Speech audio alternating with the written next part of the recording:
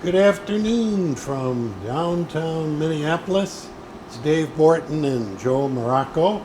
We're here today to take a look at the coffee of the month, the Burundi Kiriyama, thanks to Cafe Imports. Lovely, delicate Burundi. We're going to roast it. I like it as a pour over. Joe is using it as a City Plus Plus in espresso. It's delicious. It's delicious. If he does it, the former barista champion of the Midwest would know. Who won with a Burundi? Very good. Yeah. I didn't know that. It's true. Bit of trivia. Write it down. After that, Joe's going to help us with the introduction or the basics to blending on why to blend, when to blend, and how to blend. Yep. And then we've got a featured guest that drove up from Iowa that's going to help us at the cupping table. Ellen Frank, who's a beginning roaster, has been so gracious to say she'll join us at the cupping table because she's got grassroots beginning experience to say, Joe, why do I want to blend? When do I blend? How do I blend? So I think they're great questions because we've got a lot of beginning roasters out there, particularly looking at blends. From my personal point of view, blends are extremely complicated. It's not just taking the nubs of two leftover roasts and dumping them together. So, Joe, we look for some brilliance, I'm sorry. some wisdom, and I look forward to it. It's going to be fun. I'll give it my best shot. Let's start by roasting the Burundi. Joe, go for it. All right, sounds good. I apologize. I'll have my back to you all. If there are questions as I'm going, if you would like to ask questions while I'm going, we can answer those questions. Have any questions come in, by the way, that we should field? Super popular already. Ashley and Ray Orate are wondering, how do I phrase this? How would you roast each component to the same moisture loss to achieve uniform extraction? Excellent. So we have a question about blending already, which I'll get into later. How do you roast to the same moisture loss in order to achieve even extraction? I will get into that during the roast or during the blending section, but we'll hold on to that question. If there are any roast questions that come in as we're going, please feel free to cut me off. You may hear me just get really quiet, and that's because the question might be getting off or asked without a microphone attached, but I'll repeat the question so that you'll hear. Super. We're roasting a kilo, the coffee of the month, the Burundi Kiriyama from Cafe Imports, a cooperatively farmed coffee. And this is a new roaster I've not roasted on. This is Baby Blue. Okay, we're gonna turn our gas down here. 4.5. Okay, you a little bit. Different. Yeah. Gonna bring this down to about 1 inch. I dry at 25. Great. And we're going to turn our airflow down as we drop the coffee in. We're at 390 basically. Did that turn the flame? Oh no, we still got flame. And I'm gonna start. On your mark, set, go. Joe's dropped at 387 for a high-grown Burundi. I've roasted with Joe before. He uses 3 airflow settings. For the first, he uses just a low setting to dry the bean until the end is drying. And the drum setting on this is 50, and does that represent rotations per minute? All right, so we're gonna keep it at 50. Generally, on a roaster, we see between 50 and 60 RPMs. This, as we know, has an adjuster, so I can go up much quicker or much slower. If you go too slow, then you congest all of the coffee, and you can get scorching from the drum because it's spending too much time on the drum. If you go too quickly, you can fling the coffee around and actually break it later in the roast, but also the centrifugal force can also keep the coffee on the drum longer. So you kind of want a middle ground. Usually that's 50 to 60 RPMs. Joe's got a very low setting on his burner. We are a minute in, so now I'm going to charge this. We're going to hit 4.5 inches. I'll call the bean temp settings to you by minute intervals. Excellent. And delta bean temp by 60 seconds. Excellent. So right now, the coffee, obviously, very green, very grassy. This is a very fresh arrival, but Burundi is interesting. It's a landlocked country, a very small country in Africa, and it has to export its coffee through other coffee growing countries, and so that process is not very expeditious. The slowing of movement of that coffee means that in Burundi they really have to spend a lot of time preparing that coffee for that transport. If it's on a boat for a long time or in a truck for a long time, that can really damage the green coffee. It wasn't cafe imports, but I had a Uganda one time that you could tell it set in the sun either at the docks or in Kenya, and boy, that was dry. Yeah, so you would think that they would need to then speed up the process of getting the coffee ready for shipment, but in Burundi they actually slow it down. Generally they'll use raised African drying beds on screens, and they'll take the green coffee and they'll mound it up into large mounds on those screens, and then they'll move those mounds. They'll just walk back and forth, mound it up, let it rest for a while, then mound it up into a new mound, and that slows that drying process down, so that when it hits its 10.5% moisture or its 12% moisture, that moisture is very stable. So the water activity on it is really low. So it holds on to that moisture in a great way as it's transporting. Where are we at? 3 minutes. Excellent. 300 degrees, delta bean temp 30. Okay. And that's over 60 seconds. Okay. So we're at about 15 degrees per 30 seconds. I'm starting to see a little bit of change in the coffee. It's getting a little bit lighter. I'm going to open my airflow just a bit from 20 to 40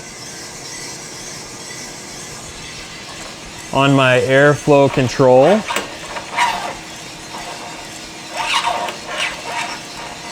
Because my coffee is starting to dry out.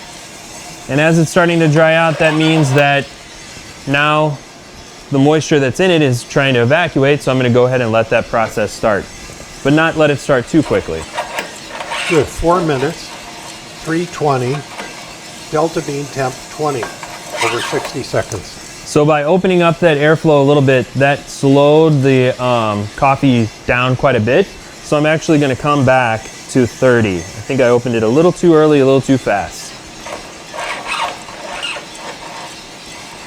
I think one of the important things here that Joe demonstrates is you correct the roast in the first 4.5, 5 minutes in the first segment of roasting, not in the latter part of the roast. That's right. The first part of the roast is really setting you up. If you're, a good analogy for this is diving off of a diving board.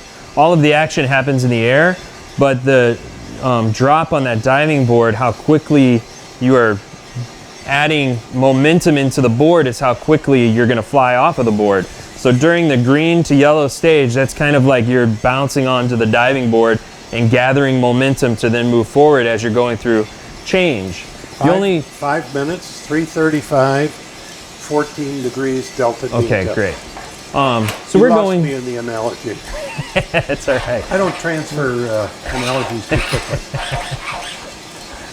So now we are at full yellow, and we're right after 5 minutes. So yellow happened right at 5 minutes, which is a great amount of time. And I am going to go ahead and open up that airflow. We're going to go to 45 now. Drying in 5 minutes. And why would I get that airflow open? Once again, our reactions that we want to take place that create flavor in the coffee, caramelization, and the Maillard reaction cannot take place with moisture present. So we use the moisture that's present to draw heat in during the beginning. That's us putting pressure on the diving board, Dave. Now I get it. And then once we spring off, that's when we're creating change in the coffee. Now it's exothermic. That's the reaction from all of the energy that we're putting into the coffee. And those reactions can't take place if moisture is present. So we're going to use air to suck that moisture out as that moisture is going into steam form. 6 minutes, you were at 350, delta bean temp 12. So now I'm smelling nice bready cookie notes as we're starting to break down carbohydrates. And the color is changing from that golden and yellow to a little bit more of a cinnamon brown, a little lighter than a cinnamon brown at this point. Yep. And I have not made any gas adjustment because the way that the air has been affecting our temperature change is such that I haven't needed to make a gas adjustment yet. The air is bringing in more cool air than it is bringing in hot air on this particular drum at this particular time. 7 minutes, 360, 11.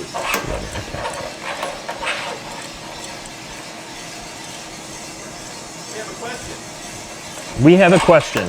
What is the question? Geoff Weaver is wondering, how is this coffee washed, and was the charge temp chosen based on that? This coffee, they do not immediately wash it after pulping. I read up on it this morning. They give it 12 Excellent. hours after they pulp it, and then they wash it and immerse it fully, and then they dry it in the raised beds, called African raised beds. Rather than the cement or clay patios you might find elsewhere, it's all raised bed. So unlike washed coffees that are immediately immersed, Burundi, Kiriyama at their washing station give it 12 hours after they pulp it. Yeah, so that's called dry fermentation. So they jumpstart the fermentation process by doing dry fermentation first. So bacteria from the air is landing on the raw coffee, and then they'll submerge it into water, and that water is cool and clean. And that extends out that washing process. So by not going too quickly, again, that extension of time means that the final product is a lot more stable, and that's mainly for that transportation process. The other part about it, what drop temperature, high grown washed coffees, I typically will drop around 400 on my unit. Yours may differ. And one thing that I will add to that is this was sitting at around 425 degrees. I turned the gas down low and it started dropping temperature pretty quickly. So even though I dropped the coffee in at 390, the drum was probably acting as a stable drum at 405 to 410. Joe, you'll probably want to decrease your gas. Yep, you are definitely right. 383. I'm decreasing to 3 inches of gas right now. And we are going to be moving into first crack here real soon. We're at 9 minutes into the roast. We're at 380 degrees with a delta bean temp of 12 degrees per 60 seconds. And the coffee is smelling really nice. Jeff, back to your question. There's also another way to determine how dense your bean is. And if you go back on our other YouTubes, there's a session where Joe shows us how to use density in measuring a cup. We can do that again next month as a reminder to folks. Sounds great. You remember to do it. My memory's foggy. I will do my very best. 382, delta bean temp of 4. So we're going pretty slow, which means I probably decreased our gas a little too much. Or too early, either one. Yeah. So I'm going to come back up. Again, this is the very first time I've roasted on this drum, so we might need to make a couple of adjustments here. And this, I've probably done 15 roasts on Baby Blue. It's new to me. And talking about roaster personality, our former roaster, John Deere Green, I had down pat. I could roast on it blindfolded. This roaster, I'm still learning. Every roaster has its personality as a machine. And and there's first crack, by the way. I'm of the conservative side when it comes to jumping on a new roast. I'd rather have the roast go slow as opposed to just burn through it and risk something. So we're going pretty slow with this first roast on this machine. But it's smelling amazing, and we've continued reactions for sure. The one thing about between yellowing and all the way to the end is if you slow down during different portions of that roast, as long as you're not baking the coffee out, which we might edge on with this roast, but as long as you're not baking it too much, if you reside within that reactionary point, like a Maillard reaction, for instance, you're developing more complex flavors. You can get to where you make it just kind of generic, but if you're going to slow down, slowing down before a first crack a little bit allows for a bit more of that Maillard reaction to take place. Ellen and I were talking this morning, and I use a rule of thumb, first crack between 8 and 10 minutes the first time I'm doing a new coffee. It's a rule of thumb. If you hit first crack at 10:20, that's not going to necessarily ruin that coffee at all. Joe, you're at 383, and your delta bean temp is 1.0. Going very, very slow. But I'm not going to speed it up too much now. We're just going to let it ride out. If I speed it up too much now, it might jump ahead too quickly. You're 115 into first crack. Great. Joe drops them sooner than I do. Joe's third wave. I'm still second and a half wave. We'll drop this one a little deeper for you. I love this coffee. It's City Plus. For those of you out there that might want to grab some off the website, millcityroasters.com. My delta bean temperature is moving up. I can smell it and see it. Coffee's moving forward at a pretty nice clip now. The aroma is really coming out. A little bit of smoke is wafting off. You want to make sure when you're checking, when you're looking, kind of watch that smoke. If the smoke is just trailing up nicely, that's great. If it's billowing out and rolling, you're probably moving too quickly. And if you're not seeing any smoke at all, that means that you're not having any reactions at all. So not having reactions, not a good thing when you're roasting. 220 into first. 220? For you roasters at home as well, notice how Joe uses this as a tool to do your roasting over there. Notice how often he's on that fryer, constantly looking, smelling, and visualizing the bean.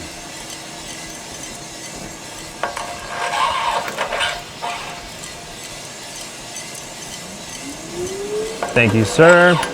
You're about there.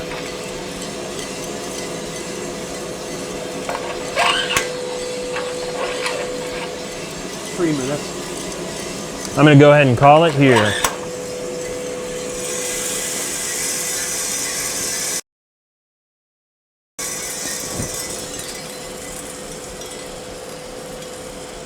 So that roast was 1354, which may sound like a long roast to some of you, may sound like a short roast to some of you.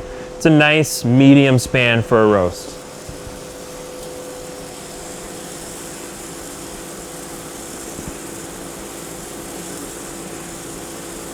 Any more questions coming through? So I'm going to get back to the moisture question real fast. I want to be very clear in how we talk about moisture when it comes to coffee. When you are roasting coffee, you start with a coffee that's at a certain percentage of moisture, and there's misinformation out there as to what that moisture means. The moisture percentage that you see whenever you read moisture is pinning that percentage to the density of the coffee. So for instance, if I have a water balloon and it's 10% moisture, and then I have another water balloon that's twice as big and it's also 10% moisture, according to the theory that you would look at the moisture to determine how to roast, that would infer that both of those water balloons have the same amount of moisture, but that's a wrong inference. So inferring a certain roast profile to a percentage of water is a misinference of information. So what you want to look at instead is density. So if I am roasting coffee and I start with a 12% moisture or a 10.5% moisture, they could have the exact same amount of density. One is going to be less stable as a dried green coffee on the shelf than the other. 12% moisture means that that coffee will probably degrade much more quickly on the shelf. It doesn't mean it's going to roast differently. Also, depending on how much, or it varies whenever you get a green coffee in. It could be 12%, it could be 10%. All of that moisture that's free though during that drying stage of roasting is gone. So once you get down to about 1.5% moisture, you stay at about 1.5% moisture, because then you start breaking down carbohydrates, you start breaking down triglycerides, which are fatty acids, and you get off H2O molecules. So you're creating H2O while you're also evaporating H2O off. So that's why you stay at about 1.5%. So when you talk about how do you roast different coffees to have the same moisture content so that they extract the same, the moisture content of a roasted coffee does not have any bearing on how that coffee extracts. The soluble material content of that roasted coffee, the grind particle size, which will correlate to how brittle your coffee is, those will affect your extraction yield. If I roast a coffee really dark and grind it, it'll be a lot more brittle. And so it'll shatter into much smaller pieces, and I'll have access to the soluble material much more easily. Whereas a very light roasted coffee will be a lot stronger, have a lot more integrity to its structure. So when I put it through a grinder, it's not going to shatter into small particles like a darker roasted coffee.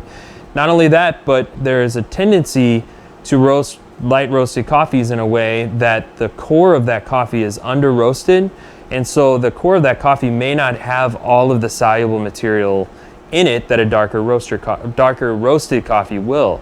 So you generally will see lighter roasted coffees under extracted or ground more finely.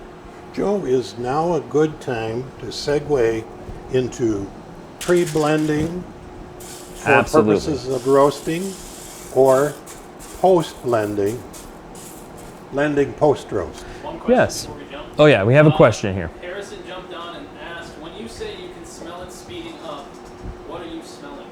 So when it was kind of sagging there, you might have seen me, well, you probably didn't see my face because I was staring at this, but I gave it a grimace because I stopped smelling much aroma. The aroma kind of stopped because those reactions were slowing down. Muted? So exactly. So as you're experiencing things get muted, or as you're experiencing things become really overpowering, that is a direct correlation to, are you breaking molecules, or are those molecules just hanging out and being not affected?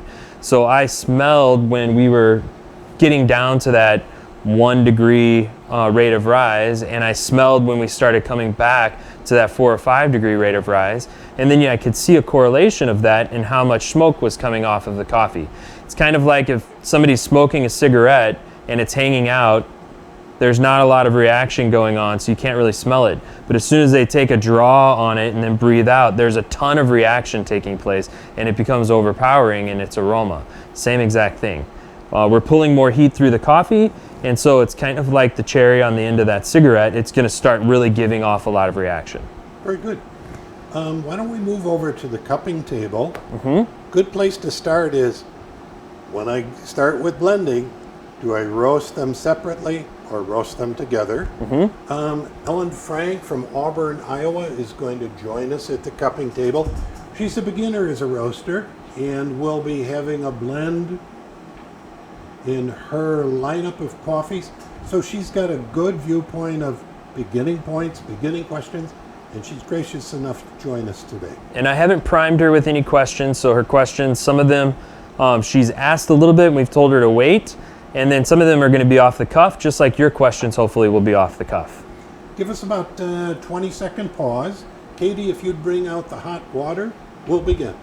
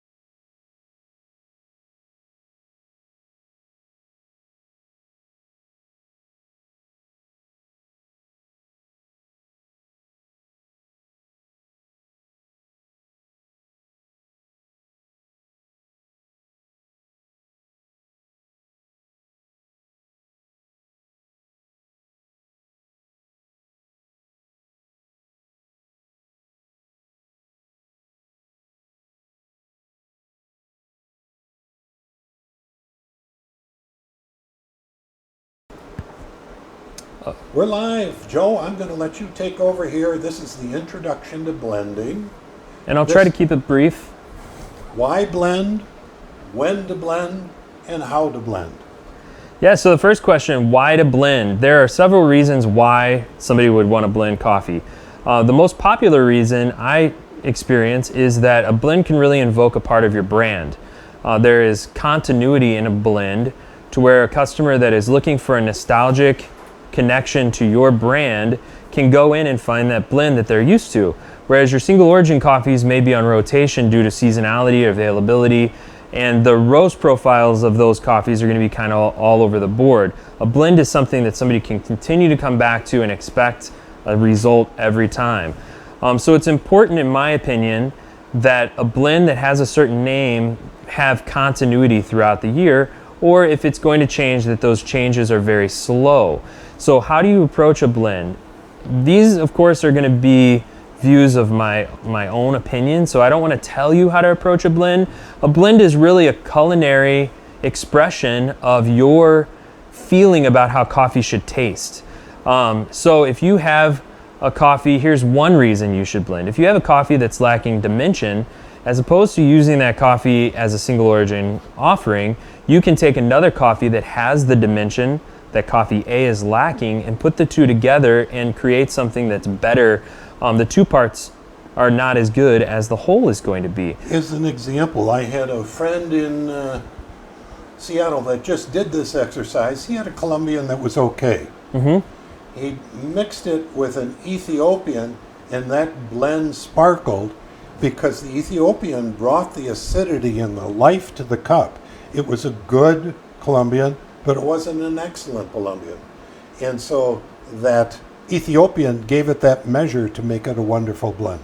That's a very great example. And if you think about green coffee, the vast majority of green coffee that exists is a blend. It's a blend from high on the hill and low on the hill. It's a blend of Typica and Bourbon and all different varieties that are growing in a region. Even from one farm, you may get a blend of coffees from different parts of the farm or different varieties on that particular farm. Even micro lots sometimes can be blends. You'll look at the varieties and see that there are multiple varieties. So there are all different reasons that you can blend. Another good reason to blend is that you want to have something that is stable and has that continuity that you want to have as your house blend or your show coffee.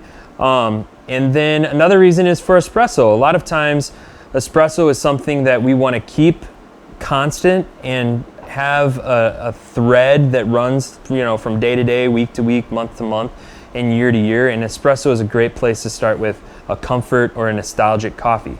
So let me summarize. You blend when you want to create a culinary experience that helps you brand. You blend when you have one single origin that may not be spectacular, but another coffee brings the added dimension to it. You expand the number of offerings. So you're sitting on 4 good coffees and you want 6 offerings. You can expand your offerings. That's another great point. And another one would be for espresso. Yeah, Okay. for espresso, if you want to have a little bit more dimension and continuity across, time. So how do you go about blending? I think about blending as I think about coffee. It's a culinary product. And so thinking about the flavor components that are going into that product individually and how they're going to complement whether it's to take a sweet coffee and add more sweetness to it, or whether it's to take a sweet coffee and add a little bit of bitterness or a little bit of acidity to complement it and counterpoint it. The world is yours. You can do whatever you want with it. So for me personally, if I'm building an espresso blend, for instance, I think about desserts. I think espresso should be sweet. I think espresso should be balanced, and I think it should be complex. So I really like an example of cherry pie. I will use a coffee that represents a crust. I will use a coffee that represents sweetness, and I'll use a coffee that represents fruit. You put those 3 coffees together and you get something that explores those flavor profiles. Other people may want something that's like chocolate cake. Somebody else maybe like a peanut butter cup. they're all different expressions, but if you think about each component as adding one major dimension to the blend, then that can set your brain into thinking, well, if I'm eating a cherry pie and it's 50% crust, that's probably not a good balance, even though it might be complex. Even though the crust component of that pie might be the cheapest component of that pie and I could save a lot of money, you're going to turn people away because it doesn't taste balanced. So thinking about things in balance and then tasting them in those different ratios so that you can see where that flavor complexity lies. Well, what's a good way this friendly trio can begin, Joe? How are we going to do this? Yeah, so we can taste for blends in several different ways. One of the ways we have set up here is we have pre-ground coffee. We have an Ethiopian coffee. That's the Erythra. That's on the website. And you can smell it. Just you can smells smell it on like the camera. Strawberry and toast, And peanut butter and Ellen roasted chocolate. this morning. One of her City first Plus. roasts. And then we have a Sumatran coffee. And we can smell Mandling. that this Sumatra is very earthy. It's very sweet, but a lot of herbaceousness, earthy tones. So this would be kind of the filling of the pie, and the Sumatra would be kind of the crust of the pie. It would be heavier body most likely than the Ethiopia, although both are pretty nice body. So we can do a couple of things. One easy way to set out to make a blend is just simply to take a bowl or a cupping bowl, whatever instrument you have, and to take different amounts of each coffee. And if I'm going to have 5 grams in here, I could do 9 grams in here. 9 grams, 5 ounces. I could do 50%, 50%. I could do 2 parts to 1 part, 2 parts to 1 part, and then pour the water, break the crust, and taste it. Another way that I can do it is simply by taking my 9. You'll do the same thing, Ellen, if he'd give you your spoon back. I stole your spoon. We're used to it.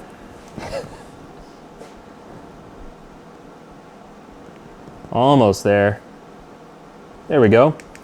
9 grams of that coffee. Pass it down.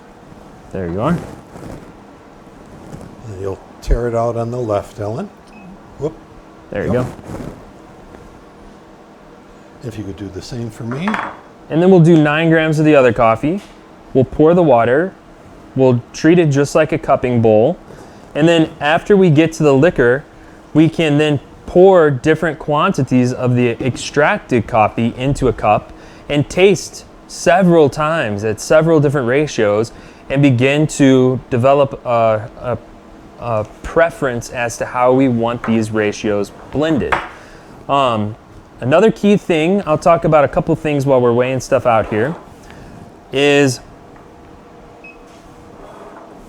See how well you multitask. Yeah, exactly. Talk and weigh. Another key thing as we're thinking about this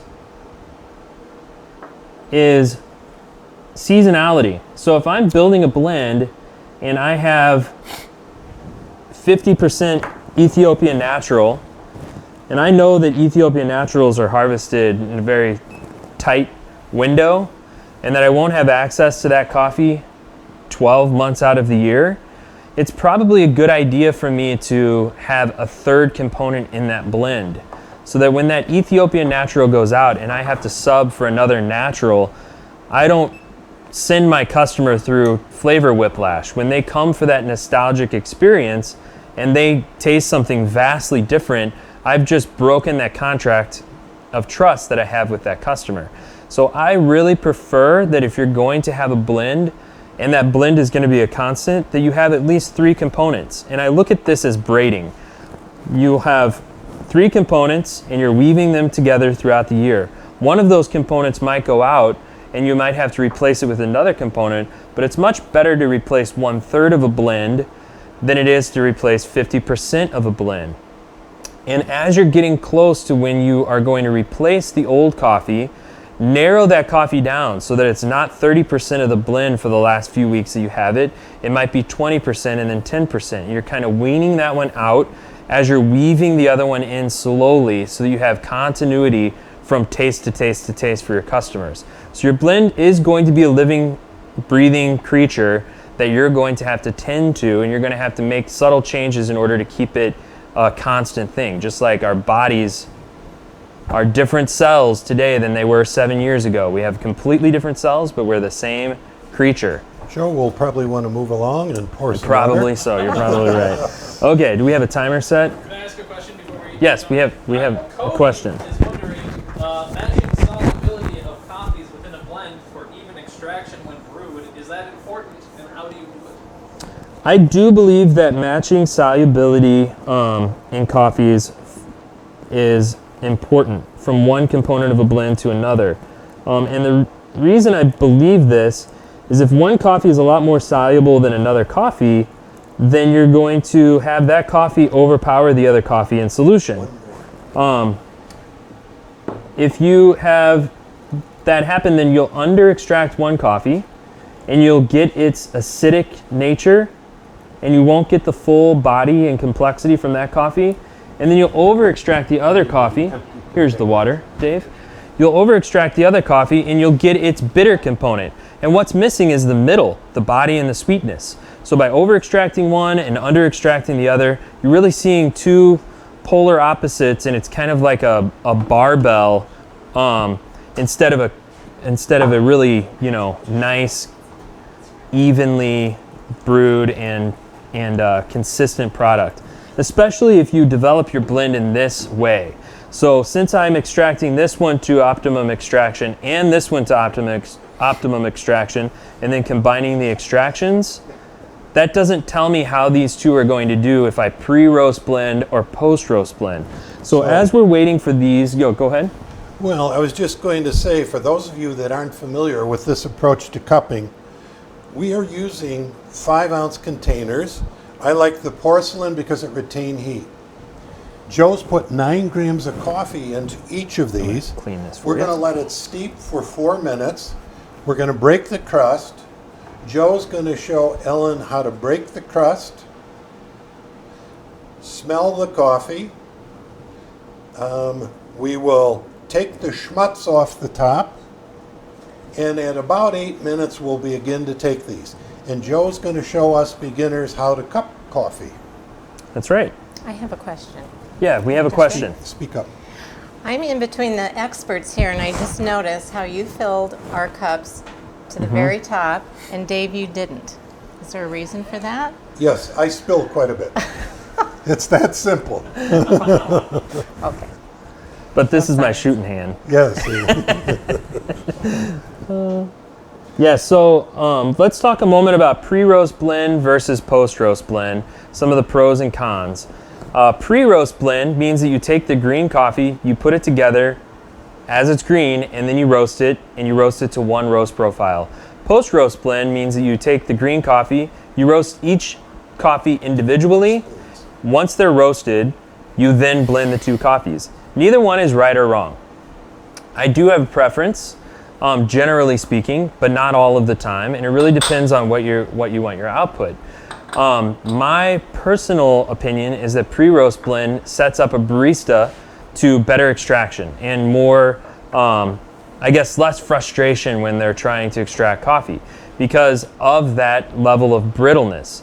If you take a sieve, which you can have multiple screen size, you can grind your coffee, and then there's a machine called a row tap that will shake the sieve so your coffee falls through and different particle sizes get stuck at different levels. If you do a pre-roast blend, usually in that sieve, you will show that your particle distribution, your particle size distribution is very similar. Whereas if you do a post-roast blend, you'll generally have one of those coffees that is more small particles and one that is larger particles. And that means that as you add them to water, one is going to extract differently than the other one. This can be correlated to density. Even if you roast them to the same spec, they are going to have a slightly different grind particle distribution because one takes on the heat differently than the other. However, when you pre-roast blend them, this magical thing occurs to where your mass of beans is deferring heat in a way that you get a more similar level of brittleness on the coffee. So even though you might have two different seeds, they're exchanging the heat in the drum in a way that they're taking on heat a little bit more similarly than if you do the exact same roast profile for 2 different coffees. Joe, are hope that we at makes the sense. 4-minute window? We are right there, 4:35. And we'll probably want to move right along. Sounds good to me. Okay, so I'm going to pull these a little closer to the And edge what are of the you table. doing right now? So we're getting ready to break the crust. So what I'll do, take the spoon, put it closest to me. I put my nose right down to it, and then I push 3 times. 1, 2, 3, like this. While smelling. And then rinse my spoon. And then I'll do the same thing for the next cup. So the first one should be Ethiopia, and the next one Sumatra.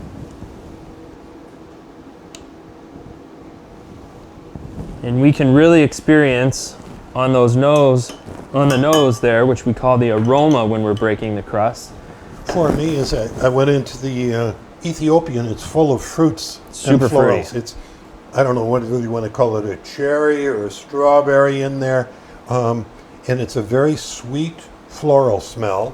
When I move over to the Sumatran, it's deeper, it's earthier. This is one of the sweetest Sumatrans that Cafe Imports has provided us. I really enjoy this particular Sumatran. It's very, very nice. Okay, so then we're going to take 2 spoons, put them together, put them in the back of the cup, and then you're going to slowly, you watch me the first time, you're going to slowly pull them apart without digging them into the grounds at the bottom, and then just tuck one under the other and pull off that foam, and then put the foam into this little... Foam or schmutz? Oh, yeah. Foam, schmutz, potato. Yeah, there you go, that's great. Just put that right there and then rinse your spoon. Poor Ellen came up from Iowa this morning, had no And idea then she was going to be you'll on do the camera. next one. We bribed her to do this. That is true. It's the first honest thing I've said all day. We generally have about 45,000 watchers, so I'm kidding. Broke 10. So. All right. Hey, we're doing all right. We get some good repeats. We are doing That great. one that Joe did on Airflow, I think we've got close to 1,500 hits. That's exciting. Okay, at 4 minutes, we broke the crust, used the spoon 3 times, and what you're doing is you're bringing out the delicate oils, the florals that are in there, the depth of the coffee, and it was like night and day. Dessert chocolate cake, and so we're going to have a good blend here, I believe. At about 8 minutes, it depends on your style. Most people wait until about 10 minutes to approach these cups. I'm going to move us along and see if we can tackle these at 8 minutes. And we're almost there. I just want to continue real quick on the post-roast versus pre-roast blending. So you've heard some of the pros to the pre-roast blending. Pre-roast, in my opinion, is a lot more, you get a lot more continuity of flavor. It creates its own identity. The blend becomes one thing. And it's easier to have the coffee that has extreme highs and the other coffee that has extreme lows to kind of meet in the middle. Whereas a post-roast blend, you are able to exemplify individual characteristics from individual coffees. So if you want to have a spike in acidity and a spike in bitterness and a spike in sweetness or something of that nature, and really have those components still coming out in a very loud fashion, then doing it in that way is a better way to go generally. The problem is extraction. Ellen is a beginner roaster. Yes. She's got 6 roasts under her belt. Any of this make sense? Helpful? Too much at once? It's all helpful. I'm feeling overwhelmed with all the information Well, sure. that we've gone through today. What an honor to be with both of you today. And as a green bean, I'm going to tell you what comes to mind for me when I smelled. That's great. helpful. Please. Happy and husky. That works. Am I great. on the right track? Yes, Well, but Stop absolutely. and think about how you could name that Happy Husky blend. There you No, go. it's creative stuff like that that brings people in, that invites. I like Happy Husky. Or not Cornhuskers, that's the wrong state. Hawkeye blend, huh? Very good. All right. Joe, show us how to cup. Okay, so we're gonna take, and I don't think we're gonna spit today because we don't have spitters, which is or actually, I guess we could use these little guys. I don't spit. So I do recommend that you hold this under your spoon because you're gonna get a little drop that wants to jump on your nice white vest. So take a little bit of coffee. Get that lip way over it. See that little drop hanging there? Mm-hmm. Yep, there it is. And then you're gonna slurp it.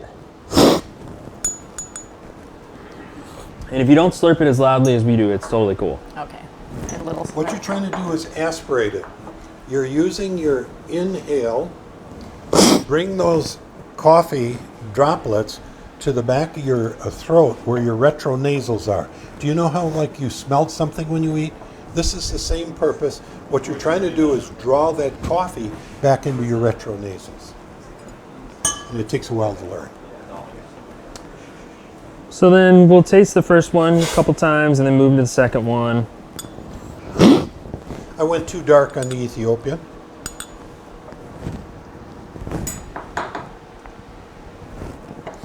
And these are very, very fresh roasts as well. So as these off gas over the next day, they'll give off a bunch of carbon dioxide. That gets out of the way, and then you get to taste the flavor a lot better. Tomorrow these will taste light good years coffees. better. Would that be similar to when you're exposing your wine to air? Absolutely, yeah. Flavors? Kind of a similar thing. Yep. Okay, show us how we're going to make our blend, Joe. Okay, so what we're going to do is we're going to start with just a cup. And then we're going to try to get these spoons as full as possible because if I don't get it full, it's not going to really give me a volumetric measure. And this does not have to be an exact science. This is a rough glimpse at how these coffees work together. What I'll do is I'll fill my spoon Rinse before you go into your second coffee. with the Ethiopian entirely, and I'll pour that into my mug. Give my spoon a little rinse, and then do the same thing with the Sumatra. Give my spoon a little rinse, and now magically I have a 50-50 blend of these two coffees. Super simple. 50-50. How many did you do? 50-50. So then we'll taste that and we'll see how it's different from the two coffees individually. The high notes of the Ethiopian are grounded by that Sumatran. It's like the Sumatran's got this cedar base that holds that Ethiopian up to do its singing. Mm-hmm. And which of these two coffees do you taste more of?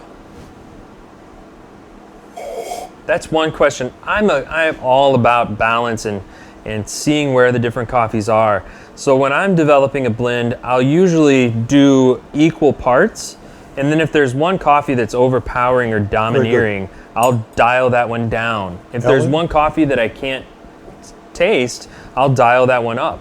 Ellen, which one do you taste? It is a nice blend. I like it better than either one singly, but I think I taste more of the Husky. So do I. Absolutely. Husky 100%. is too big. 50-50, Husky is too big. Sumatran. So we're going to back down on that. So we're going to take 2 parts of Ethiopia. 1. It's still not bad coffee. 2. We're going to thin that Husky one out. What are you going, 2 to 1? 2 to 1. We'll try 2 to 1 first. This is so much easier than working with grinds of each and doing 73. Yes. Tasting it, pouring it, running back, doing 64, so on and so forth. And many roasters out there, when they start this process, they'll take the green coffee and they'll roast the green coffee in different ratios and do several different roasts at different blend level ratios. That process takes weeks and it takes tons of coffee, and then what do you do with all the extra? This is a really practical, simple way to at least get a snapshot at how these two coffees are acting together. That doesn't mean that what I'm tasting right here is going to be what I taste after I pre-roast or after I post-roast blend these two, but that means that I at least know how the flavors correlate. And if you really want to make an exacting blend, brewing the coffee and then blending the brewed coffee is actually the most exact that you can get at extracting each one the way that it should be extracted, at the roast level that it should be extracted. It's the ultimate post-roast blend. They're blended. I would probably go, what are we doing? 66-33, Ethiopian to Sumatran. I'd probably go 7-3, Ethiopian to Sumatra on this. I would like a little bit more ring of that strawberry from that Eritrea Ethiopian on top to kind of accent this coffee. I agree wholeheartedly. I do believe if we were to give this another day to open up, that the fruit in that Ethiopia would start popping through a little bit more. But that is a presumption. Very good. Very good experience. We've talked about pre-blending the roast, post-blending the roast, and the cons and the pros to each. We've talked about the when to blend, why to blend, how to blend. What questions do you have left over? This has been really fun, but since I'm half a day away from here, I would ask you for suggestions on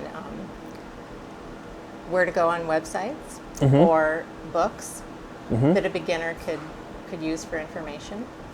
For roasting or blending? Everything. Okay. How about everything? Start with roasting. Yeah, so there's no like really great site out there yet that you can just go to and download all of the information and We're creating get it. it. But yes, we're working. I mean, that's what we're doing right here today. There are some books. There's a book by a gentleman named Rob Hoos at Nosa Familia Coffee out in Portland, Oregon. Which we have on the website. Actually, yeah, get the other one. Do you have the other roasting book We've too? got them both. Okay, great. Awesome. These are the two really great references that are out there that a lot of beginning roasters and advanced roasters are reading. So, Modulating the Flavor Profile of Coffee by Rob Hoos. And I'd read them in this order. I've read this one 3 times and still go back to Scott Rao for reminders and ideas. Rob Hoos sits next to my rocking chair in the living room, and this gets deep very quickly. So hang on, it's a rocket ride. That's right. I actually read it on an airplane, so it was a rocket ride. So those are the these two are great, books. great tools. Okay, awesome. Yep, Scott Rao, The Coffee Roaster's Companion, and then Rob Hoos, Modulating the Flavor Profile of Coffee. And they're great. Thank you. Start And with then- Scott Rouse. There is going to be a lot more, as more roasters are more free with our thoughts on roasting and information. There's going to be a lot more you'll find on websites. There's a great community on Home Barista where people are exchanging a lot of ideas and Home roasting. home roasting. Sorry. You'll find me, well, it's on Home Barista. Yeah, on Home. It's a roasting section. Steve's active, I'm active. You're going to find a lot of information. So you could go on there as Auburn Roasters, Auburn, Iowa. And then Thank you. I can't wait. The Roasters Guild. I'm an executive council member of the Roasters Guild. We have a guild. We get together and do events. And we are working right now at revamping our website and having a revamped forum where we can exchange ideas and things like that. So right now it's in overhaul mode. And how much a year to join the Roasters Guild? If you are an SCAA member as a company, it's $100 a year. Okay. $100. If you're not, I want to say it's $250. Which reminds me, in April 15th through the 19th, somewhere thereabouts, SCAA, Specialty Coffee Association of America, we will have a booth. Mill City Roasters will have a booth in Atlanta. Joe will be there with Cafe Imports. So And the Roasters Guild. And the Roasters Guild. So we'll have a booth set up there, and we look forward to you folks in Atlanta. And I'll be at the Roasters Championship, judging coffee and sharing coffee and talking about roasting and geeking out and probably way too caffeinated, and talking even more than I talked today. Yes, Joe went a little deep today, didn't he? So we've taken a look at blending. We've roasted the coffee of the month. a Burundi from the Kiriyama Cooperative. Nick's trying to give me a signal, and I don't know what he means. I've got one question. Sure. One question. Awesome. Earhart is wondering, are there any problems when roasting using a blend of different grains? Anything to be aware of? No, not necessarily. I would treat it as its own thing. So don't treat it as you would one of those in particular coffees in the drum. Treat it as its own thing. A good rule of thumb, just like when I jumped on this new roaster today, I guess to pull things full circle, is err on the side of being conservative. Take your time with it. Allow the heat to exchange over the mass in a slower amount of time so you get a more even roast on those different coffees. And I will add, my guess is Earhart is dialing in from Vienna, Austria. Is that correct, Earhart? Expertise on. I've got themes developed through July. We're wide open for the rest of the calendar year for your ideas. I'm going to put a little teaser out there. We've got a competition coming. So you home roasters, you small roasters, get ready. We're going to challenge the dickens out of you this spring. And that's enough tease. That's everything I have. Joe, anything to add? I am good. Thank you all so much for tuning in, and keep those questions coming. They feed us with good ideas, and hopefully one of these days you'll give us a real stumper that we'll have to go research. Yeah, that's right. And Ellen, thank you for having Yes, thank you. grace Thank you. to say, okay, I'll get behind the table, Dave. It's a pleasure to have you here, particularly from the vantage point of somebody that's just starting roasting. So that's it, folks. We will see you next month, February, on Coffee of the Month. From millcityroasters.com. We'll know in 2 minutes when YouTube catches